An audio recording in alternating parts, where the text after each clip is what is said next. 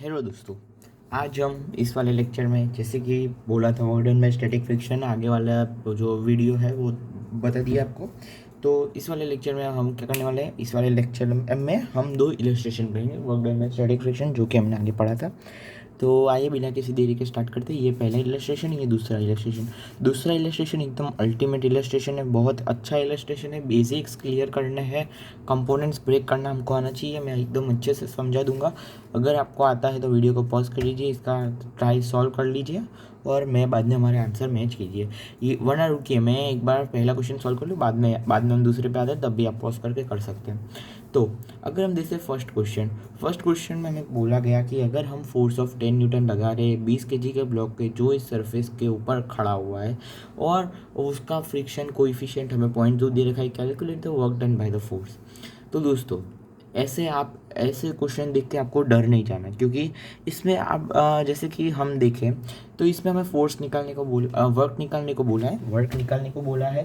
पर हमारे पास वर्क निकालने के लिए क्या होना चाहिए, डिस्प्लेसमेंट होना चाहिए। वर्क निकालने के लिए क्या होना चाहिए दोस्तों, डिस्प्लेसमेंट। पर वो इस क्वेश्चन में दिया नहीं है। तो डिस्प्लेसमेंट क्यों नहीं दिया दोस्तों, मैं आपको बताता हूँ। सबसे पहले आपको वो चेक करना है एफ लिमिटिंग कितना है, मतलब मिनिमम फोर्स कितना चाहिए जो ब्लॉक होगा वो चलने लगे। एफ लिमिटिंग उसको बोलते हैं और उसकी वैल्यू होती है म्यू इंटू नॉर्मल। और इन दिस केस नॉर्मल, देखो एफ डी बनाओ, ऐसे नॉर्मल लग रहा होगा और नीचे क्या लग रहा होगा, M G. Any there is no acceleration in Y direction. No acceleration in Y direction means this both forces are balance, तो normal equals to M G. सो यहाँ से हमारा जो नॉर्मल की वैल्यू आएगी वो क्या आ जाएगी, सीधी सीधी 200। तो इसको हम इसमें पुट करेंगे, मतलब एफ एल निकालने के लिए, तो हमें क्या मिलेगा, 0.2 into 200। This is nothing but 40 Newton, तो अभी हमारा मिनिमम फ्रिक्शन एफ लिमिटिंग जो आया वही 40 न्यूटन आ गया। एफ लिमिटिंग जो हमारा आया वही 40 न्यूटन आ गया। और हम फोर्स अप्लाई कर रहे हैं 10 न्यूटन फोर्स अप्लाई कर रहे हैं। इसको आप ऐसे भी समझ सकते हो, जैसे आप कोई गेम डाउनलोड कर रहे हो अपने पीसी में। अभी गेम है 8 GB रैम का, पर आपका पीसी है 2 GB रैम का, तो डाउनलोड नहीं होगा। ठीक है, ऐसे समझ सकते हो। मतलब इसमें 40 न्यूटन फोर्स है, 40 न्यूटन तो लिमिटिंग है, मतलब इतना तो चाहिए ही चाहिए इसको ब्लॉक को डिस्प्लेस करने के लिए। और ये 10 न्यूटन लगा रहा है, ठीक है। तो यहाँ पर ये ब्लॉक हिलेगा ही नहीं, तो डिस्प्लेसमेंट क्या हो जाएगा, हमारा डिस्प्लेसमेंट हो जाएगा ज़ीरो। अगर हमारा डिस्प्लेसमेंट ज़ीरो हो गया तो वर्क डन क्या होता है, वर्क होता है integral F dot D S. ये ज़ीरो हो गया तो हमारा वर्क डन बाय फ्रिक्शन की क्या हो जाएगा दोस्तों, ज़ीरो हो जाएगा। तो हमारा ये इस क्वेश्चन का आंसर, फर्स्ट क्वेश्चन का आंसर क्या है दोस्तों, ज़ीरो। तो बिना किसी देरी के हम बढ़ते हैं दूसरे क्वेश्चन की तरफ। दूसरे क्वेश्चन में हमको बोला गया है कि एक चैम्बर के अंदर एक इंक्लाइन प्लेन रख दिया और उसको वी, और ये जो वेलोसिटी वी से हम ऊपर लेके गए, और ये वेलोसिटी हमको क्या माननी है, हमको कांस्टेंट माननी है। क्वेश्चन में लिखा हुआ है हमको कांस्टेंट माननी है, ठीक है। हमें वो वेलोसिटी कांस्टेंट माननी है, मतलब वेलोसिटी कांस्टेंट मान ली है, उसका मतलब क्या, if v is constant then acceleration is zero. If v is constant then acceleration is what, zero. इसीलिए हमें ये इन्फॉर्मेशन दी गई थी कि हमें वेलोसिटी जो है वो कांस्टेंट माननी है, ठीक है। तो अगर हम इसके कंपोनेंट्स और वो सब रिजॉल्व करें, तो अब आपको आ जाना चाहिए कंपोनेंट्स और वो सब रिजॉल्व करना, कि ये अगर ऐसा है और ये ब्लॉक ऐसा है, तो इधर क्या लगता है दोस्तों, एम जी साइन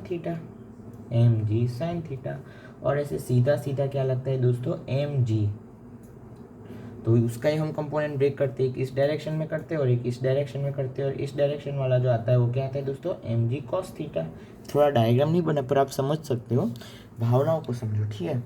तो हमें बोला गया, ये तो मैंने सिर्फ कंपोनेंट्स रिजॉल्व किए, और ऐसे एक नॉर्मल लग रहा होगा और ऐसे एक क्या लग रहा होगा, फ्रिक्शन एफ लग रहा होगा, फ्रिक्शन लग रहा होगा, ठीक है। तो फिर हमें क्वेश्चन में बोला गया calculate the work done by gravity. Work done by gravity calculate करना है, work done by friction force calculate करना, मतलब ये स्मॉल एफ के वर्क डन करना है, और वर्क डन बाय नॉर्मल, ये नॉर्मल का कितना वर्क है वो कैलकुलेट करना है। और हमें दिया गया है कि टाइम इंटरवल, मतलब डेल्टा टी मानना है टाइम इंटरवल हमको, ठीक है। तो फिर ये डेल्टा टी क्यों दिया गया है मैं आपको अभी बताऊंगा। तो आइए बिना किसी देरी के फर्स्ट क्वेश्चन को स्टार्ट करते हैं। Work done by gravity, first वाला है वर्क डन बाय ग्रेविटी। अभी देखो ऐसे एक इंक्लाइन प्लेन है हमारा अंदर वाला, और इस पे ऐसे ब्लॉक है और ऐसे नीचे लग रहा है जी एम जी। और दोस्तों ये जो ब्लॉक है वो ऊपर जा रहा है, मतलब इसका डिस्प्लेसमेंट कैसे होगा, ऊपर होगा। इसका डिस्प्लेसमेंट जो होगा वो ऊपर होगा, डिस्प्लेसमेंट दोस्तों ऊपर होगा। और वो डिस्प्लेसमेंट कितना होगा, वी डेल्टा टी होगा दोस्तों, वी डेल्टा टी होगा। Displacement will be what, v delta T. ठीक है, तो अगर यहाँ से हमें वर्क डन निकालने को कहे तो यहाँ से हमारा वर्क डन क्या होता है, वर्क डन दोस्तों आप सबको पता होना चाहिए क्या होता है, integral F dot D S. अगर मैं डॉट को हटाऊँ तो क्या आ जाएगा, F D S of cos of theta between them, मतलब theta is what, angle between them. In this case angle कितना है, मतलब डिस्प्लेसमेंट ऐसे है, डिस्प्लेसमेंट ऊपर की डायरेक्शन में है पर एम जी नीचे की डायरेक्शन में है, तो ये थीटा हमारा जो हो जाएगा वो कितना हो जाएगा, pi. Theta will be what, pi. So F D S cos pi, and cos pi क्या होता है, -1, so -1 multiplied by force is what, M G, नीचे लग रहा है एम जी। और डिस्प्लेसमेंट कितना आया था हमारा, v delta t, displacement was what, v delta t. Speed equal to क्या होता है दोस्तों, डिस्टेंस अपॉन टाइम, तो वेलोसिटी वी है तो टी को उधर ले जाओ। ठीक है, तो यहाँ से एम जी इंटू डिस्प्लेसमेंट को लिख देते हैं वी डेल्टा टी। तो हमारा फर्स्ट पार्ट का जवाब यहाँ पे आ चुका है, दिस इज अवर आंसर। अभी अभी हमें बोला गया है work done by friction, force calculate करो। दोस्तों इसमें आपको थोड़ी सावधानी बरतनी पड़ेगी क्योंकि इसमें कंपोनेंट्स ब्रेक करने पड़ेंगे। अगर दोस्तों आप ऐसा, ये वेलोसिटी v कांस्टेंट है, मैंने अभी आपको बताया था एक्सेलरेशन इज़ व्हाट, ज़ीरो, ये ज़ीरो है। तो यहाँ पे अगर एक्सेलरेशन ज़ीरो है तो f और एम जी साइन थीटा क्या होगा, बराबर होगा। दूसरा पार्ट सोल्व कर रहे हैं, एफ क्या एम जी साइन थीटा के क्या होगा दोस्तों, बराबर होगा, एम जी साइन थीटा के बराबर होगा।